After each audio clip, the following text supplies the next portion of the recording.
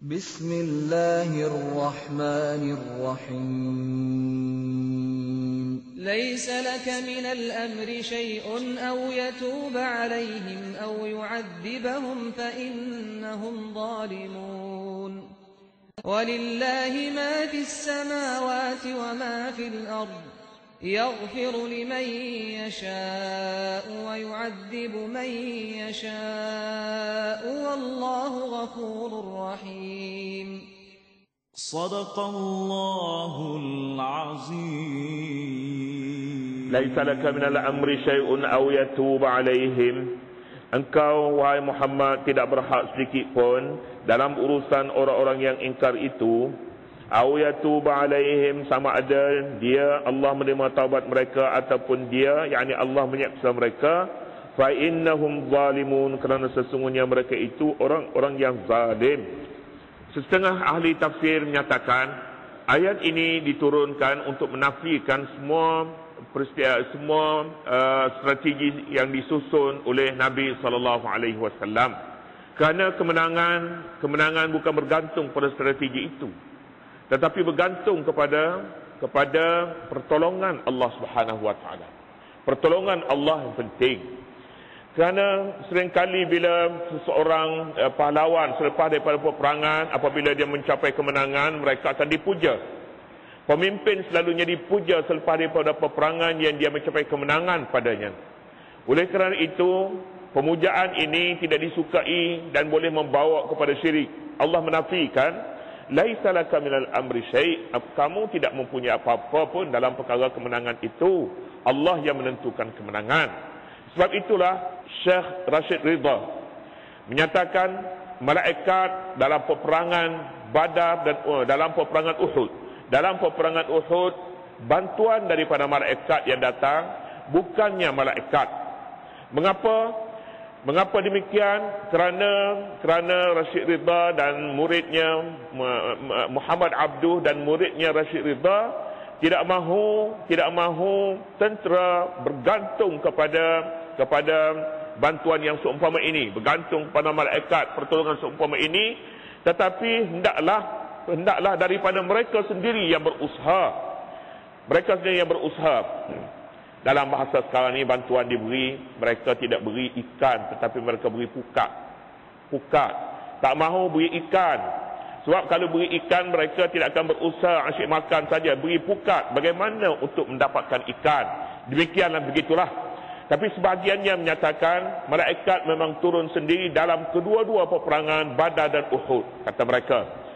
Tidak mengapa, kerana ahli-ahli tafsir dalam perkara ini mereka mempunyai pandangan masing-masing yang begitu jauh bagaimana untuk membawa suatu tafsir yang lebih sesuai dengan pemikiran manusia supaya mereka tidak salah dalam memahami sesuatu isu.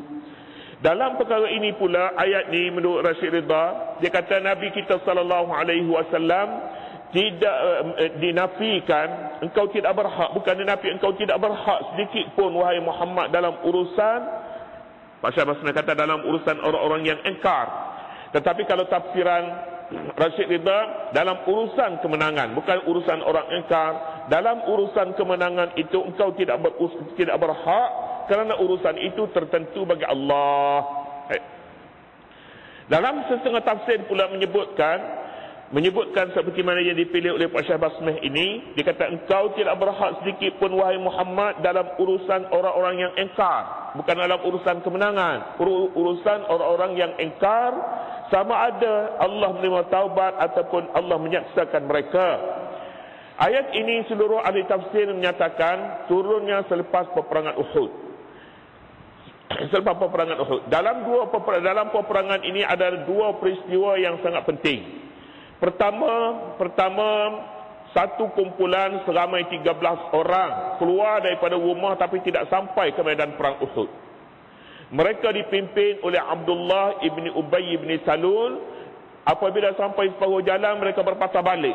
Satu peristiwa yang sangat besar dalam sejarah. Sebab Nabi mengharapkan mereka keluar beramai-ramai untuk menyekat kumpulan musyrikin Makkah yang datang untuk menyerang Madinah. Walaupun pada peringkat awalnya Abdullah bin Ubay biaya nak perang, soal tempatnya di mana itu tidak penting. Tapi berjaya mau perang, tapi bila tiba pada waktunya tak sempat pun sampai ke medan perang, mereka berpatah balik. Satu peristiwa.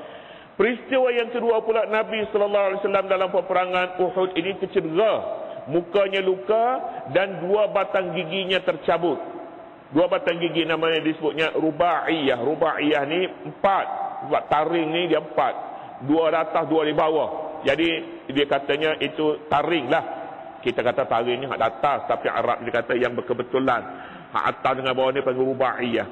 2 batang gigi Nabi SAW tercabut, sehingga berdarah pada mukanya, dan pada ketika ini Nabi berdoa. Nabi berdoa, doa supaya musuhnya dihapus oleh Allah. Allahumma al'an ri'lan wa zakwan, Allahumma sallit alaihim kalban min kilabika. Ya Allah, hantarlah anjingmu kepada mereka untuk menggigit mereka, dan kutukkanlah puak-puak kafir ini. Begitu Nabi berdoa dalam peperangan ini. Dalam peperangan, ketika mana? Ketika umat Islam pada ketika ini ramai juga yang terbunuh, terutama sekali apabila mereka tinggal tempat yang ditentu oleh Nabi SAW. 2 peristiwa ini penting. Jadi kalau begitu, laisa laka minal amri syai'un, merujuk kepada siapa? Mungkin merujuk kepada kaum munafikin yang ingkar arahan Nabi, satu. Mungkin juga merujuk kepada kaum kafir yang melakukan begitu yang melukakan Nabi sehingga tercabut 2 batang giginya.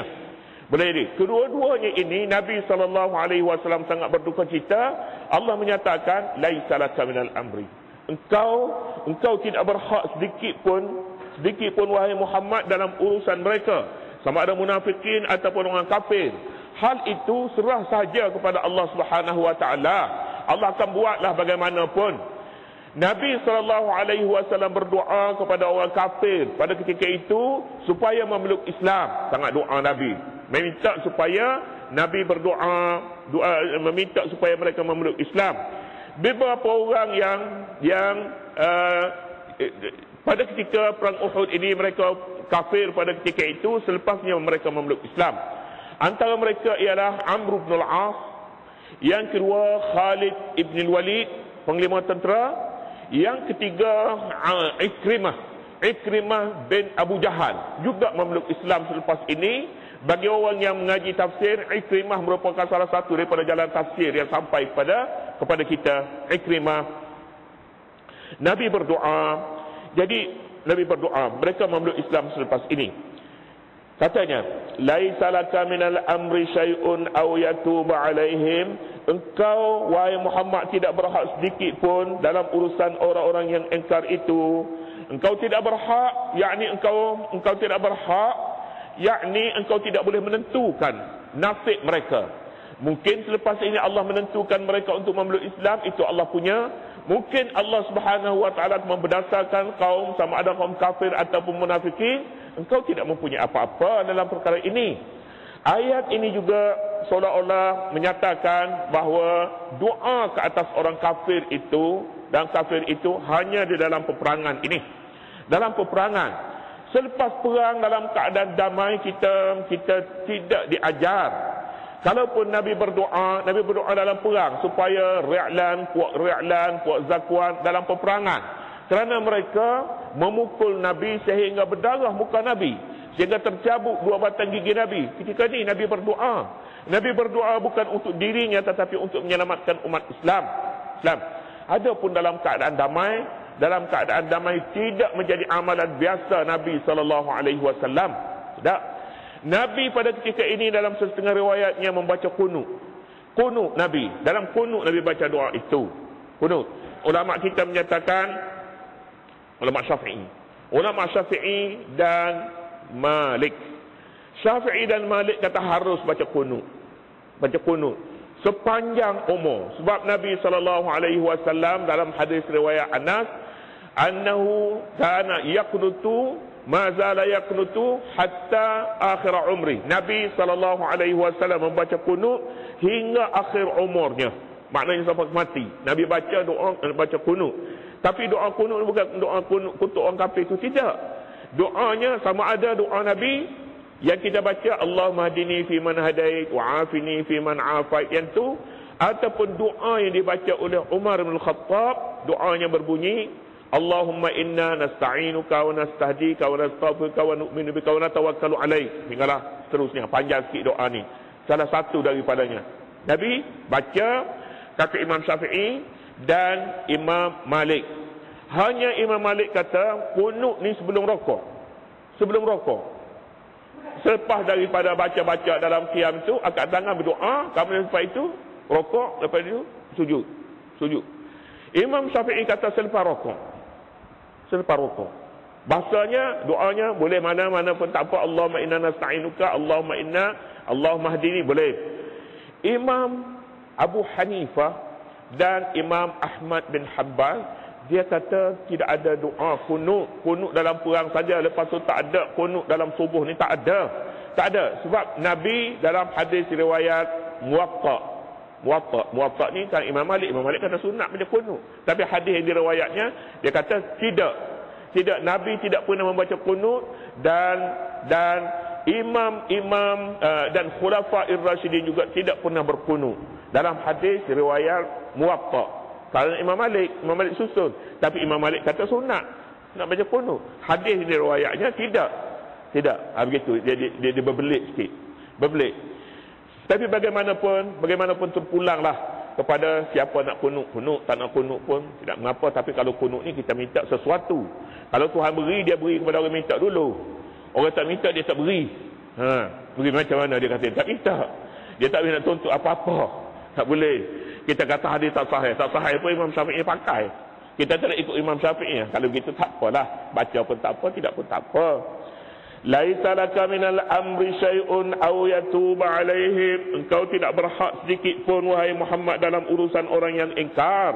Siapa urusan yang ingkar itu? Sama ada orang tu munafikin, pimpinan Abdullah bin Salul, Ubay bin Salul, ataupun orang itu memang musyrikin Makkah. Aw yatuba alaihim, ataupun kalaulah Allah Subhanahu wa taala tak maaf kepada mereka, Tuhan maaf. Aw yatuba alaihim aw yu'adzibahum, ataupun Allah menyiksa mereka. Dua keadaan mereka ini, mereka yang ingkar ni. Sama ada mereka datang pada Nabi dan minta maaf, Allah Subhanahu wa taala terima taubat mereka, selesai masalah, ataupun tunggu hingga sampai kepada akhirat mereka akan diseksa sebab mereka melakukan begitu rupa terhadap Nabi sehingga berdarah muka Nabi, sehingga tercabut dua batang giginya. Fa innahum zalimun. Apapun keadaan mereka itu adalah orang-orang yang zalim. Mengapa zalim? Mengapa? Kerana mereka memusuhi Nabi. Mengapa zalim? Kerana mereka ini tidak boleh menerima kebenaran yang dibawa oleh Nabi sallallahu alaihi wasallam yang membawa faedah kepada mereka, bukan hanya untuk satu kumpulan tertentu. Walillahi ma fis samawati wa ma fil ardi yaghfiru liman yasha wa yu'adzibu man yasha wallahu ghafurur rahim. Bagi Allah jualah segala yang ada di langit, yang ada di bumi. Sekarang selepas daripada perang dan peperangan yang berlaku, kerugian besar juga bagi umat Islam dan orang kafir juga demikian. Allah Subhanahu wa taala menyatakan pula faktor-faktor kemenangan, sabar dan takwa. Sekarang ayat penutupnya menyatakan kepunyaan Allah langit dan bumi, termasuk orang mukmin, orang kafir, segala peralatan diguna dalam peperangan, kepunyaan Allah. Orang kafir pun hamba dia juga, kepunyaan dia juga. Dia memusuhi Nabi, Allah Subhanahu wa taala juga tahu. Jadi ayat walillahi ma fis samawati wa ma fil ardi antara lain menanamkan ketenangan pada semua pihak. Jika tentera-tentera keluar ke medan perang, kemudian mereka membalik kekalahan yang teruk, kematian, syahid dan sebagainya, itu kepunyaan Allah. Pentadbiran itu yang telah diputuskan oleh Allah Subhanahu wa taala untuk jadi begitu. Jangan siapa merasa terkelan atas kejadian itu. Yaghfiru liman yasha wa yu'adzibu man yasha. Allah mengampun kepada siapa yang dikehendaki. Yang dikehendakinya ialah mereka yang bertaubat. Yang dikehendaki ialah mereka yang mengaku salah, tetapi mereka yang degil bagaimana untuk diampuni dosa mereka. Wa yu'adzibu man yasha, dan dia menyaksakan sesiapa yang dikehendaki. Siapakah yang diseksakan itu? Yang diseksakan mereka degil dan meneruskan kekufurannya. Wallahu ghafurur rahim. Allah amat pengampun lagi amat mengasihani. Ini sifat Allah Ghafur, Maha Pengampun. Maha Pengampun mendahului segala-galanya sebab dia nama kepada nama Allah. Jadi kalau begitu Maha Pengampun sebelum daripada ada dosa lagi. Sebelum daripada manusia melakukan dosa, sifat Tuhan ini Maha Pengampun. Kalau begitunya dosa yang dilakukan oleh manusia diampuni lebih dahulu daripada mereka berbuat dosa. Tinggal lagi untuk mengesahkannya, untuk confirmnya, maka mestilah seorang hamba itu mengucap istighfar, bertaubat, barulah sah pengampunan. Tapi kalau tidak pun pengampunan itu mendahului, itu artinya Maha Pengampun. Sebab Maha Pengampun ini tidak mari dosa dulu baru Tuhan jadi Maha Pengampun. Tidak, sebelum itu lagi. Jadi ini di antara Rahman dan Rahim Allah Subhanahu wa taala, menjadikan pengampunan dosa sangat mudah, tetapi bagi mereka yang memohon pengampunan daripadanya. Yang kedua pula Rahim, Maha Mengasihani. Bila berkumpul dua sifat ini, Maha Pengampun lagi Maha Pengasih, pintu taubat sangat luas, pintu pengampunan dosa sangat luas. Menunggu saja biar sebesar mana sekalipun dosa, Allah Subhanahu wa taala Maha Pengampun. Dan yang kedua pula Maha Penyayang terhadap mereka yang bertaubat kepadanya. Dan seterusnya, ya ayyuhallazina amanu, Allah Subhanahu wa taala